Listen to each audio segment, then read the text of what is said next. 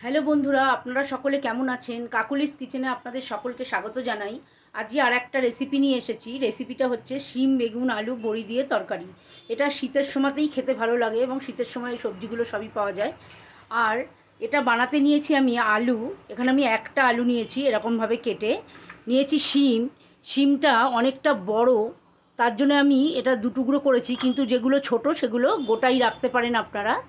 আর নিয়েছি বেগুন, আর নিয়েছি বড়ি, আর ধনেপাতা, এখানে আছে পাঁচফোড়ন, আর এখানে আছে একটুখানি জিরের গুঁড়ো হাফ চা চামচ। আমি এর মধ্যে একটুখানি হলুদ, হাফ চা চামচ হলুদ,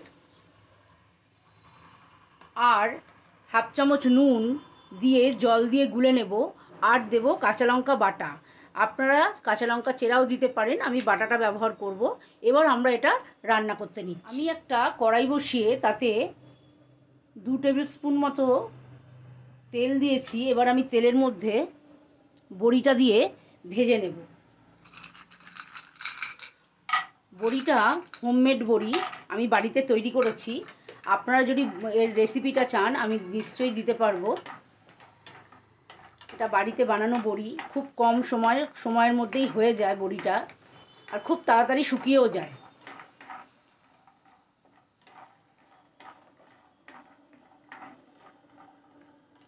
বড়িটা ভাজা হয়ে গেছে, আমি এবার বড়িটা তুলে নেব।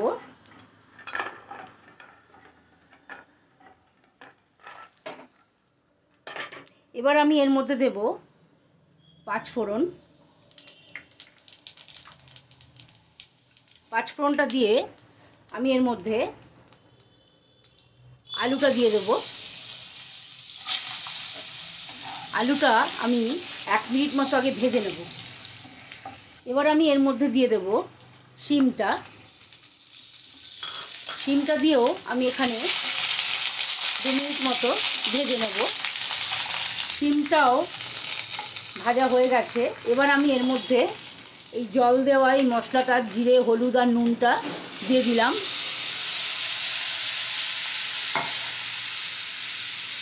আর দেব কাঁচা লঙ্কা বাটা।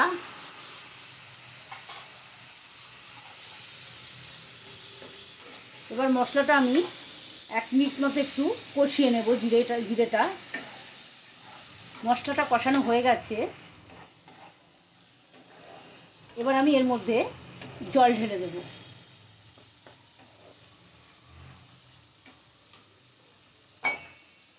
এটা একটু ঝোলঝোল হয়, তার জন্য আমি বেশ খানিকটা জল দেব। আলুটাও সেদ্ধ হতে একটু সময় নেবে। আমি এবার এটা ঢাকনা দিয়ে ফোটাবো। ঝোলটা ফুটে গেছে। এবার আমি এর মধ্যে দিয়ে দেব বেগুনগুলো। বেগুনগুলো এরকম কাঁচা দিচ্ছি, কারণ বেগুনটা যদি আমি ভেজে নিতাম তাহলে বেগুনে অনেকটা তেল লাগতো। আমি অতটা তেল ব্যবহার করব না, অতটা তেল খাবো না, যার জন্য আমি বেগুনটা এখন দিয়ে এটা কিন্তু একদম চাপা দিয়ে দিতে হবে। দিয়ে বেগুনটা সেদ্ধ হওয়া অবধি আমরা অপেক্ষা করব। বেগুনটা সেদ্ধ হয়ে এসেছে, অর্ধেকের বেশি সেদ্ধ হয়ে গেছে। এবার আমি এর মধ্যে বড়িটা দিয়ে দেব। আর দেব সামান্য একটু মিষ্টি।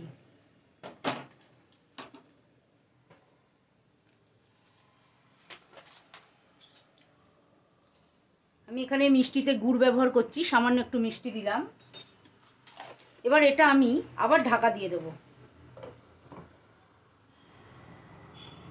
ঝোলটা ভালো মতো ফুটে গেছে, সব সেদ্ধ হয়ে গেছে, বড়ি বেগুন সব দেখুন সেদ্ধ হয়ে গেছে। এবার আমি এর মধ্যে এই টাইমে নুন ঝালটা দেখে নেবেন, আপনাদের স্বাদ অনুযায়ী আপনারা নুন ঝালটা ব্যবহার করবেন। এবার আমি এর মধ্যে দেব খানিকটা কুচনো ধনেপাতা।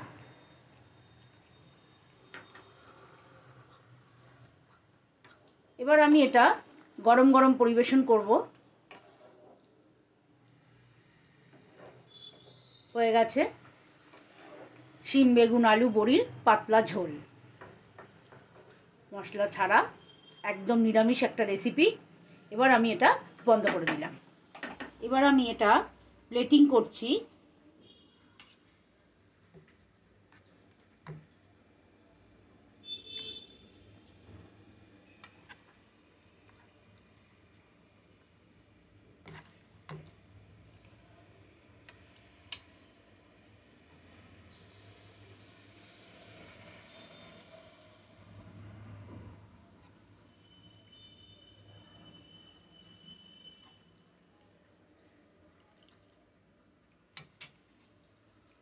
বন্ধুরা এটা খুব ভালো লাগবে গরম ভাতের সঙ্গে। আর বন্ধুরা আমার ভিডিওটা যদি আপনাদের ভালো লেগে থাকে তাহলে লাইক করবেন, আমার চ্যানেলটাকে সাবস্ক্রাইব করবেন আর বেল আইকনটা টিপে দেবেন যাতে পরের ভিডিও নোটিফিকেশান আপনাদের কাছে পৌঁছে যায়। আর অবশ্যই রেসিপিটা বানিয়ে আমাকে কমেন্ট সেকশানে জানাবেন কেমন লাগলো। নমস্কার।